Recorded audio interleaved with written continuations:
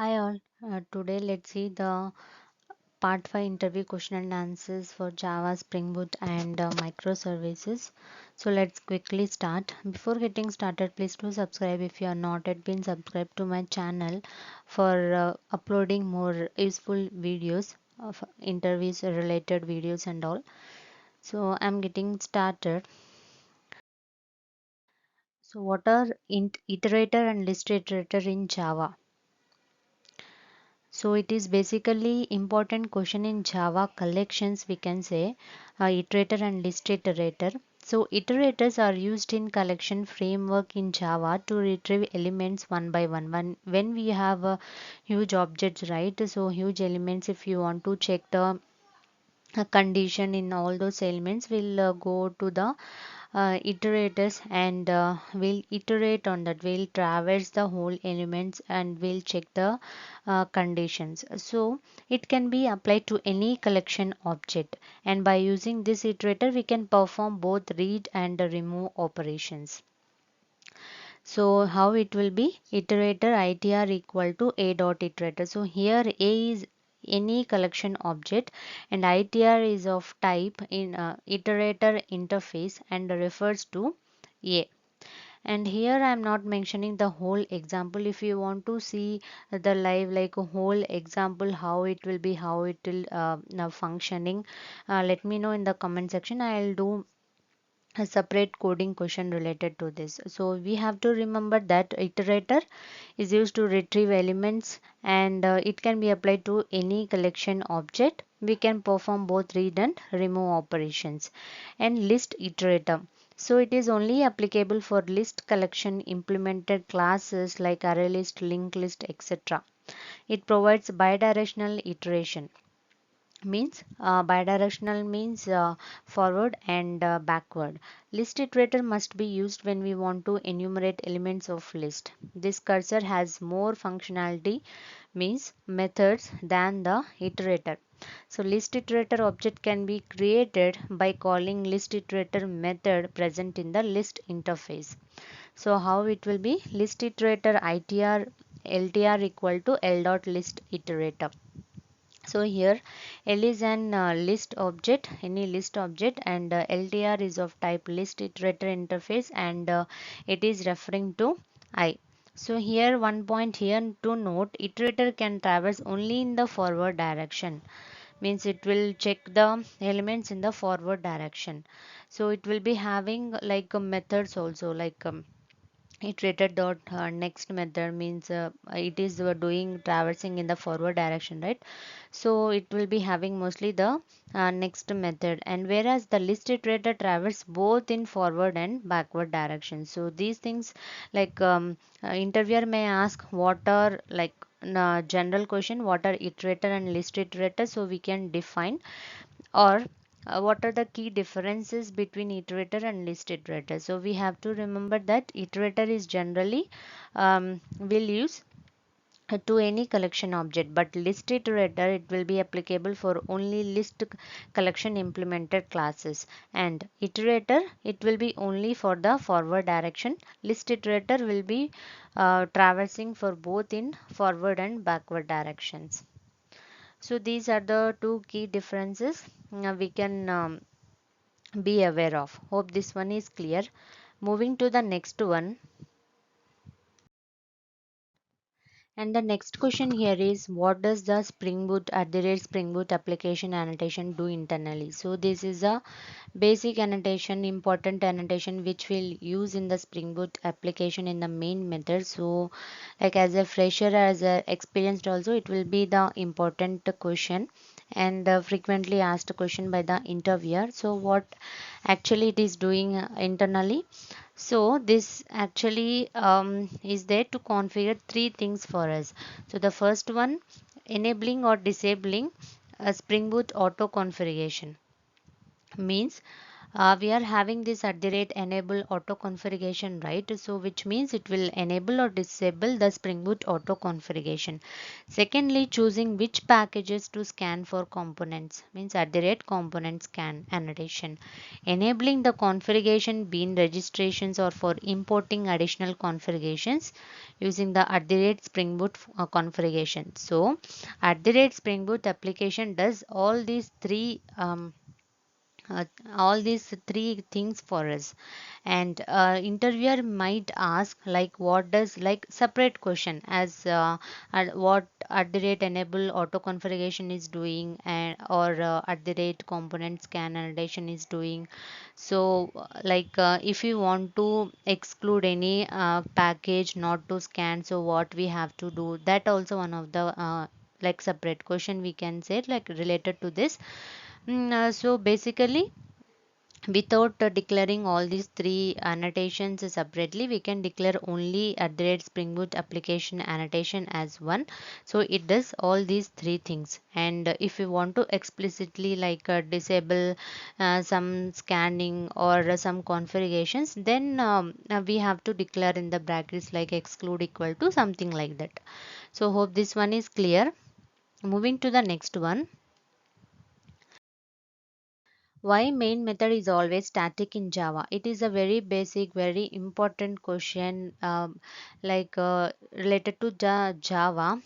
This is also we'll use in the main method, right? So public, static, void, main of string arguments. So here, why we are always using as static? We are in the main method, we are having the static, right? So why we are always using that keyword in Java? What is the use of it? Or if you are not declaring what it will do.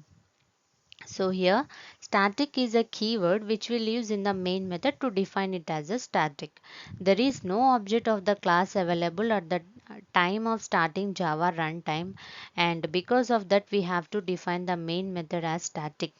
So here while the starting, right, we will not be having anything, any class will be available to for a object for us to start the Java runtime. So here static, because of that only we are we are defining the main method as static. And if you are doing so, JVM can load the class into the main memory and call the main method. But so, if we define the main method as non-static method, JVM would not be able to call it and throws the error. So at the time of the starting, at the initially Java runtime, like no class will be available and also no object. If the class is not there, then obviously object also will not be there. So if you are declaring the static keyword, then JVM understand means it will load the class into the main memory and it will call the main method for us. So if you are not doing so, if you are using any IDE, you can itself check by removing the static keyword and what error it is throwing. You can check.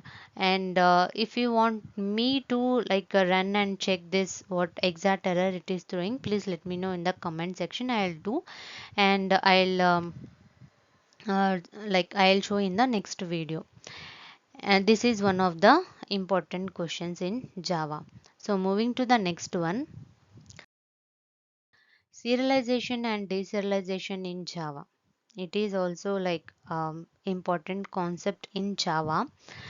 Serialization is a mechanism of converting the state of an object into a byte stream. So it is nothing but it is a process we are converting the object into a byte stream.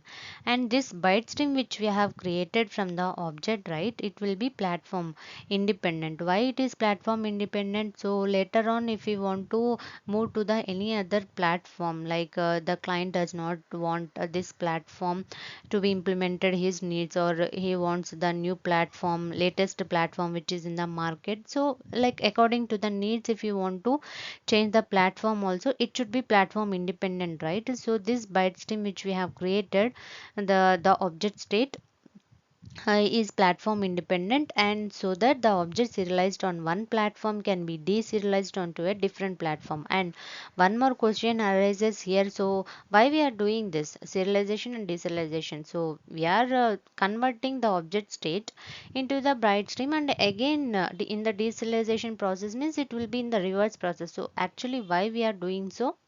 So in order to keep means the persistence of the object, and for the security purpose, all those things, it will be the different like separate question. Let me know in the comment section if you want to cover that question as well. So basically we have to be aware on this serialization and the deserialization process. And this is the important one. To make a Java object serializable, we will implement how we will going to implement it. Java providing us the serializable interface, which will be in the java.io.serializable interface.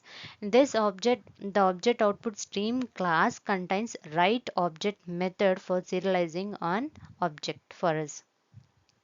This is about serialization. So what is the deserialization? Then it is nothing but exactly the same reverse process, where the byte stream which we have created will be used to recreate the actual Java object in memory to object Java object, which will be using in our Java program.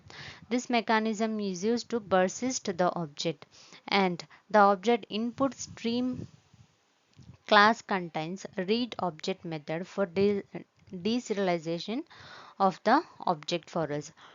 So this is like easy and also important questions for 3 or 4 years experienced people. So what is serialization and deserialization in Java? I'm moving to the next one.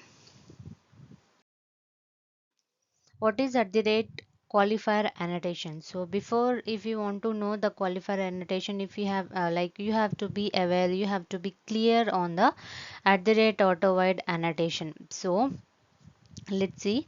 One of the most important annotations in Spring is at the rate qualifier annotation. Why it is used? It is used to eliminate the issue of which bean needs to be injected. So we will be injecting the beans in our project, in our classes, right? So in such cases, in such scenarios, for example, if you are using the REST template, normally we'll be having the HTTP REST template, and in our application also some like for the logic flow, understanding of the logic flow, we will declare the REST template like object, like bean name will be the same, and but it action will be the different. In such cases, the auto wiring like will be going to the failed. Spring cannot understand like what um, auto wiring we have, like it needs to do. So whenever both bean1 and bean2 Spring auto wiring is going to be failed, we can use the at the rate qualifier annotation before the setter method, and we can mention the bean ID inside it. So how we'll declare the at the rate auto void annotation, and like after that the private, like we'll declare the name, right, variable name, private string if it is a string, or integer like int, and the like variable name. So before that we have to declare this at the rate qualifier annotation, so that auto varying will not going to be fail for us.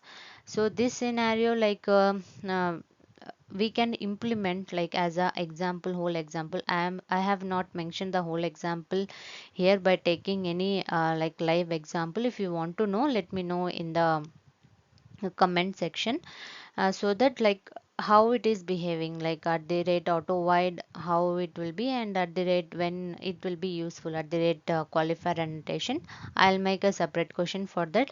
And note, it is recommended that you need first understand the Spring at the rate auto wide annotation before jumping into the at the rate qualifier annotation, as I said earlier. So yeah, we have to know the at the rate AutoVAD annotation clearly before going to use this at the rate qualifier annotation, and it is also one of the most important question related to Spring Boot.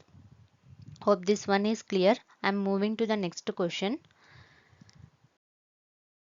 What is end-to-end testing in microservices? So we know microservices, right? So it will be the smaller modules, and each module will be having a separate individual functionality.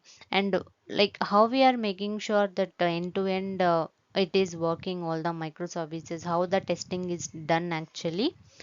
So, the end-to-end testing is used to validate the functionality of each of the independent components. So, for each independent components, whatever it is having, right, all the modules, we have to validate each of its functionality.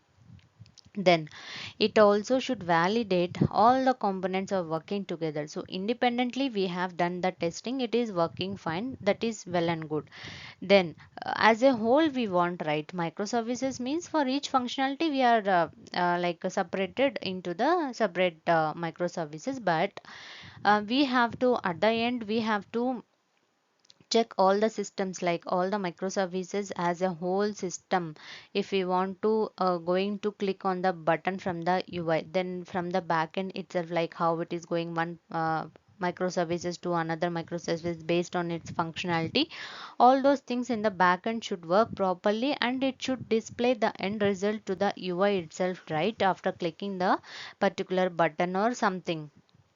So as a together, if also it should work efficiently as a system through a central hub. Each component is required to support the functionality of the application. So all these things we have to make sure in the end-to-end testing of microservices. Hope this one is clear. I'm moving to the next question. What are jar and var files?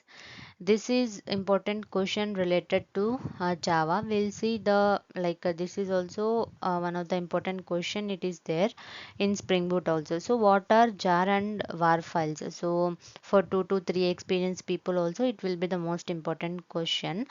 So jar or Java archive is a package file format. So how it will be? It is nothing but a package file and a zipped file,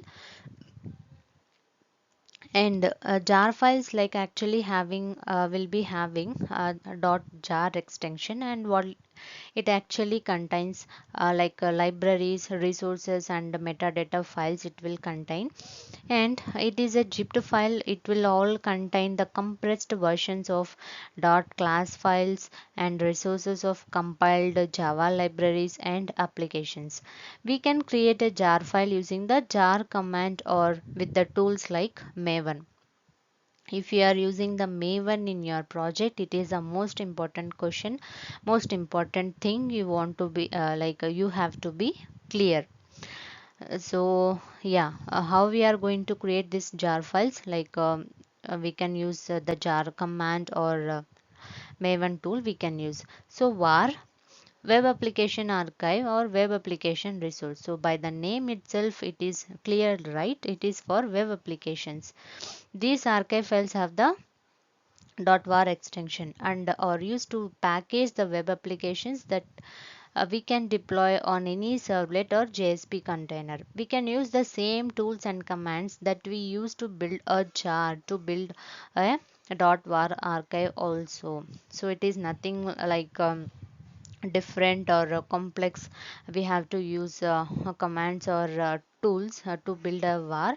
Like the same way how we are creating the jar, we can build a var archive also. Main thing we have to remember that var files is nothing but is used to package the web applications which will be going to deploy on any servlet or JSP container. And jar files means it will be containing libraries, resources and metadata files. Hope this one is clear.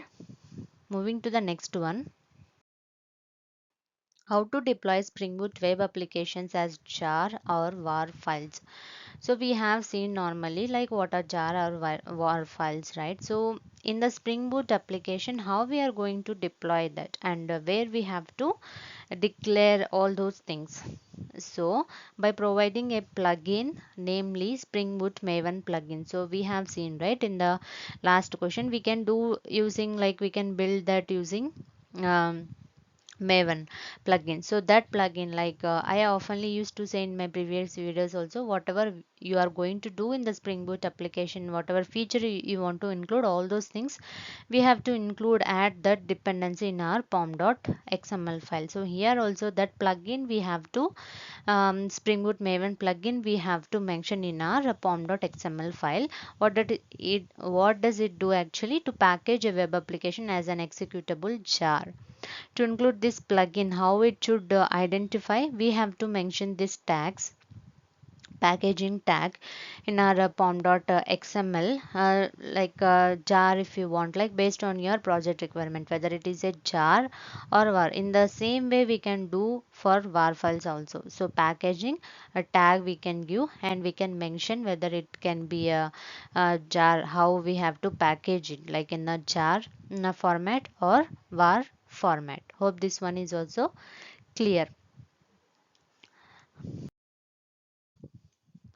So this is this much only I have covered for this video, and happy learning. Thank you. Please do subscribe to my channel for uploading more such like latest, like nowadays trending important questions, like how the interviewers are asking, how like tricky questions, all those things I can able to be cover, and please do support. Thank you. Bye.